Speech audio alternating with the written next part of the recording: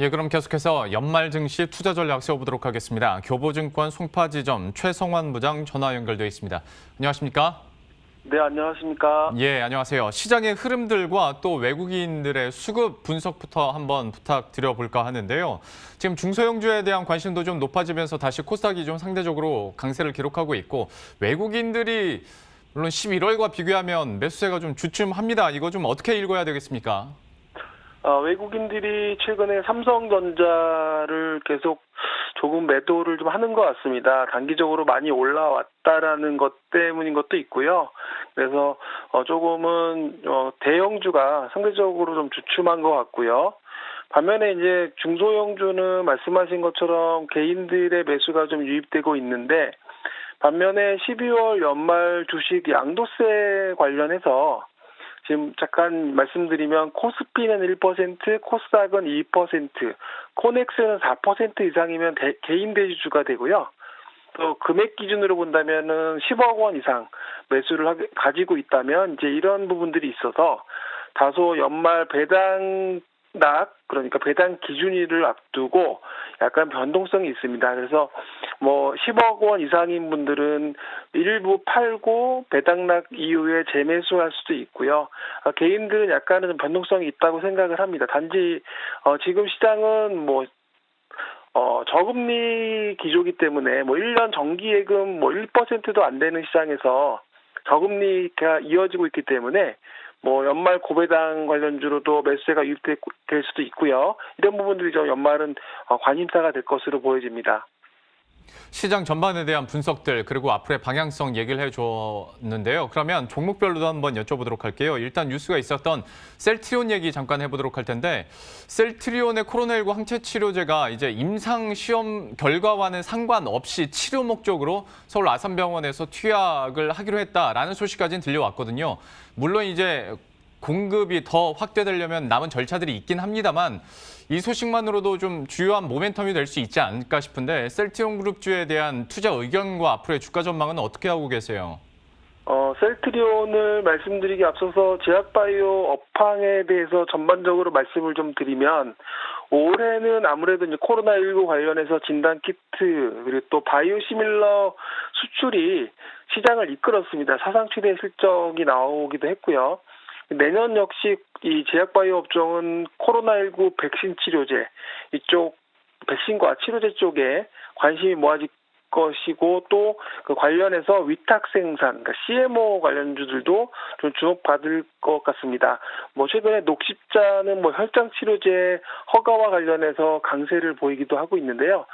셀트리온 역시 코로나19 치료제가 연내 국내 임상 이상 결과 발표가 있고, 이에 따른 조건부 승인에 대한 부분, 또 해외 긴급 사용 승인 신청 등 이런 부분들이 셀트리온한테는 역시 호재가 될 부분들이 있고요. 또한 생산은 자체 생산도 하겠지만 공급이 늘어나게 되면 외부 CMO 활용도 방안도 검토를 하고 있습니다. 또한 연말이다 보니까 한 주당 주식 배당 0.02주 결정도 했고요. 최근에 증권사들 목표 주가는 40만 원대도 나오기도 하는데요. 이에 따라서 셀트리온 역시 계속 관심 있게 봐야 될 것으로 보여집니다. 셀트리온에 대해서도 긍정적인 투자 의견 이렇게 들어봤고요. 또 연말이다 보니까 배당주 관련한 전략도 한번 여쭤보도록 할 텐데, 근데 사실 이게 좀 애매한 게, 그러니까 우리가 배당을 받고 싶은 건 맞는데 주가 상승률도 우리가 생각을 해야 되는 거지 않습니까? 근데 만약에 네. 배당주를 한 2, 3개월 전에 샀다면 이제 계속 보유하다가 배당도 함께 받는 건데, 지금 고배당주들이 전반적으로 좀 횡보하고 있는 상황에서 배당만 놓고 이렇게 들어갔다가 주가 횡보하고 배당락까지 맞으면 손해가 더 클 수도 있을 것 같아서, 지금 시점에서 네. 배당주 전략은 좀 어떻게 세워야 될지 이게 좀 궁금하네요. 네.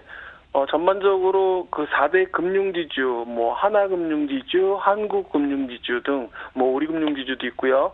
보통 예상 평균 배당 수익률이 약 5.4% 전망되고 있습니다. 그래서 종목으로 본다면 하나금융지주, 한국셀석유도 한 5.8%가 나오는데요.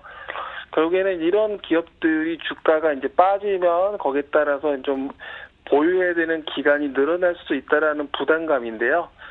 하지만은 일단은 제가 보기에는 KTNG나 SK텔레콤도 5에서 4%대 배당이 나오는데 이러한 그 연말 배당락과 그리고 연초 1월 효과를 감안한다면 시세 차익도 가능한 기업들이 충분히 있습니다. 그래서 이제까지 과거의 주가의 흐름이라든지 그런 패턴을 좀 먼저 보실 필요가 있고요. 그리고 내년도 실적이라든지 꾸준한 배당 역시 이런 것도 중요한 포인트이기 때문에 그걸 보시고 들어가시면 좋겠습니다. 그러면 뭐 KTNG나 SK텔레콤 그리고 금융 지주사까지 합쳐서 후보군으로 봤을 때 실적 성장과 함께 배당 매력이 있는 종목 좀 하나만 꼽아달라고 하면 어떤 거 생각나세요? 하나금융지주, 한국금융지주 아무래도 금융지주 쪽이 괜찮을 것 같고요. 그리고 KTNG나 SK텔레콤 역시 괜찮을 것 같습니다.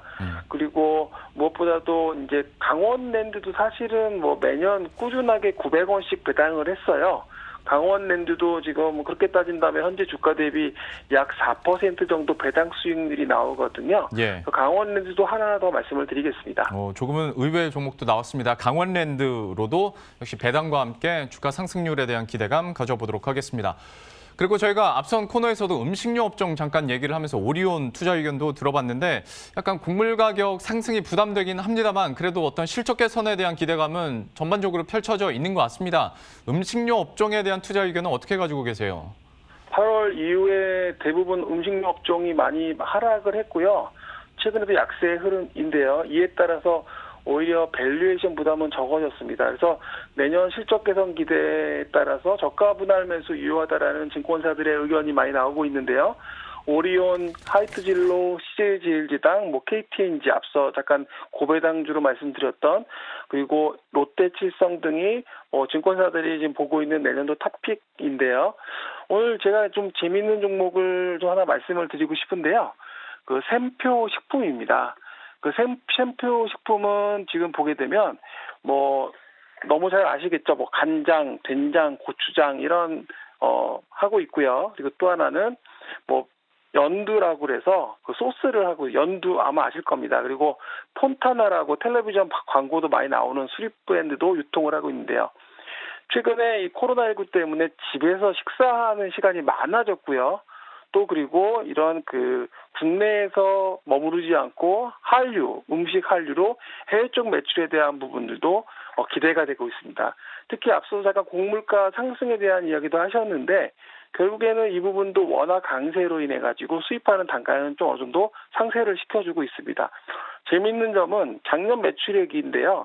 작년에 2,800억, 310억, 268억 원 이렇게 매출액, 영업이익, 순이익을 기록했었는데 올해 3분기 누적으로 영업이익이 420억을 넘었습니다. 작년에 310억을 했었고요. 순이익도 작년에 268억이었는데 올해 344억을 했습니다. 이미 이렇게 본다면 올해 연간으로 영업이익이 500억 정도도 충분히 나올 것 같고요. 그리고 순이익도 400억이 가능할 걸로 보여집니다. 시장에서는 샘표 식품하면 간장, 고추장, 된장 약간은 잘 모를 수도 있지만 최근에 보면 보라테알이나 핫도그를 생산하는 우양이라는 회사가 강세를 보였었잖아요. 그래서 결국에는 이런 음식료 중에서 샘표 식품이 오늘 좀 강세를 보여주고 있는데 조금 이 종목의 시가총액이 지금 2,200억대라고 한다면 상당히 좀 저평가되어 있지 않나 이렇게 말씀드리겠습니다. 처음에 음식료 전반에 대해서만 얘기해 주셨을 때는 추가 질문으로 그래서 가정간편식 쪽으로 가야 되는지 아니면 주류 쪽으로 가야 되는지 여쭤보려고 했는데 오히려 샘표 식품을 얘기해 주셨어요. 장류 쪽 포인트를 짚어줬고 연두도 망한 음식도 살려준다는 마법의 소스, 샘표 식품에 대해서도 사실 긍정적으로 얘기를 해주셨으니까요. 음식료 업종 중에서 이 종목 탑픽으로 제시를 했습니다. 마지막 연말 포트 전략 어떻게 짜야 될지 좀 구체적으로 전략 짜주시죠. 네, 올해 이제 한 해를 마무리하는 시기잖아요. 이제 영업 일수로, 거래 일수로 본다면 한 오늘 포함해서 9일 정도 남았는데요. 일단 달러 약세, 워낙 강세 흐름은 내년에도 이어진다. 그리고 코로나 이제 백신이 나와지면서 이제 확산에 대한 지속 여부와 함께 내년에 경제 활동 정상화 가능성 분명히 있고요. 그리고 그에 따른 수혜주들이 많이 나올 겁니다. 반도체, 소비재, 헬스케어 관련주 당연히 좋고요. 그리고 5G, 전기차 최근에 2차 전지 관련주로 상당히 강세를 보여주고 있는데 이러한 부분들. 그래서 전반적으로는 내년에는 경기 확장 또 그리고 산업의 성장 가치에 대한 부분들이 이제 반영되는 기업들 그런 부분들에 좀 관심을 가지시면 좋겠고요. 그리고 또 하나는 내년은 유동성 장세에서 실적 장세로 전환되는 그런 시기가 될 것이기 때문에 실적에 대한 부분을 상당히 체크하시면서 앞서 제가 샘표시급 말씀드렸던 것처럼 그러한 기업들을 좀 보시면 좋을 것 같습니다. 부장님, 짧게 하나만 더 여쭤보고 놓아드리겠습니다. 그 관심 업종으로 반도체, 소비재, 헬스케어, 5G, 전기차 얘기해 주셨는데 이게 첫 번째 질문과도 어느 정도 일맥상통할 것 같은 게 그러면 이 업종들 대장주 사는 게 지금으로서 낫습니까? 안 그러면 그 밑에 소비, 부품, 장비 이쪽 그러니까 중소형주 사는 게 낫습니까? 그러니까 투자자분들이 가치 투자하느냐 아니면 성장주를 투자하느냐 아니면 나는 보수적이냐 아니면 공격적이냐 여기에 따라서 다 틀릴 것 같아요. 그래서 어떤 분들은 안정적인 수익을 원하시는 분들도 계실 거고 조금 하이 리스크 하이 리턴을 원하시는 분들도 계실 것 같은데요. 거기에 맞게 성장주하고 약간 가치주를 섞으시면 좋을 것 같습니다. 어느 쪽이라고 딱 말씀드리기는 쉽지는 않을 것 같습니다. 업종에 대해서 기대 업종은 짚어주셨고 성장주냐 가치주냐 대형주 중소형주 또 자신의 투자 성향에 맞게 좀 골라서 잘 투자 의견 포트폴리오 꾸리면 되겠다라고 들어봤습니다. 교보증권 송파지점 최성원 부장과 함께했습니다. 오늘 말씀 고맙습니다. 네, 고맙습니다.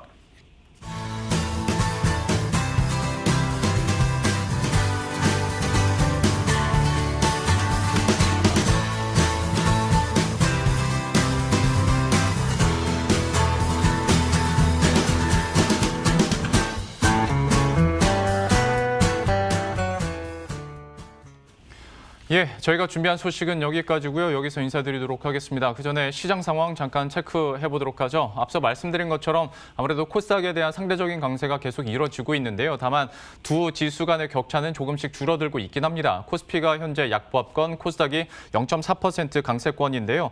외국인들이 팔고 있긴 합니다만은 개인들의 매수세가 지속되다 보니까 어느 정도 시장은 버텨주고 있는 양상이고 중소형주 쪽으로 매기가 쏠린다고는 하나 그래도 실적이 기대되는 대형주들은 계속해서 어느 정도 버텨주고 있고요. 또 앞에서 최성원 부장께서 얘기해 주셨던 반도체나 또 헬스케어, 5G 전기차에 대한 기대감들은 여전히 남아 있기 때문에 연말뿐만이 아니라 내년 초 흐름까지 생각한다면 충분히 지금 자리에서도 좀 유효한 전략들 그리고 매력적인 가격 구간대 그리고 매력적인 조정이 아닐까 싶습니다. 다만 요즘 분위기 보자면 마냥 잘 간다라는 느낌은 아니죠. 좀 조정이 조금 더 있을 수 있다라는 얘기들 많이 하니까요. 좀 이런 조정 국면 잘 지나가셨으면 좋겠고 또 활용하실 분들은 잘 활용하셔서 내년 1월, 2월까지 좀 생각하시면서 투자 전략 극대화하시길 바라겠습니다. 저희들은 여기서 인사드리겠고요. 내일 이 시간에 다시 찾아뵙도록 하겠습니다. 시청해주신 여러분 고맙습니다.